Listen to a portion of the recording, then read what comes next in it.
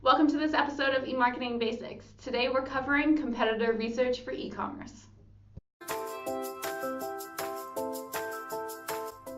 There's a lot of competitor research tools out there, but not a lot of time to figure out which one works for you.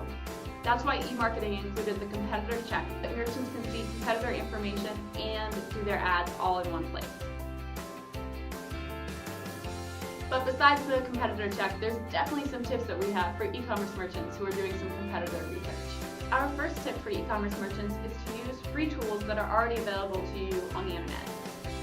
Facebook Ads Library is definitely a favorite for e-commerce merchants to look up what their competitors are posting and advertising on Facebook, but there's also some other tools for this that you guys should definitely check out.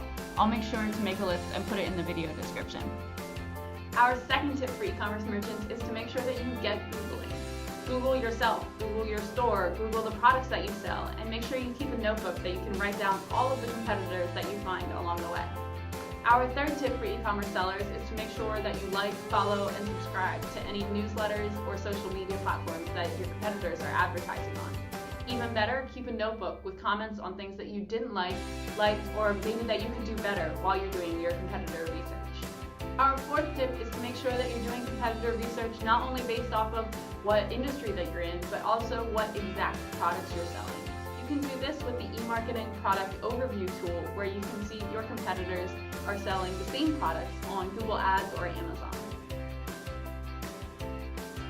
Our last tip is to make sure that you're doing your competitor research on a somewhat regular basis. For example, you can set an appointment in your calendar for every 2 or 3 months to take an hour to look up your competitors and what they're doing and try to find new competitors along the way. Thanks for joining me for this episode of eMarketing Basics. Make sure you click to subscribe for more e-commerce tips and tricks.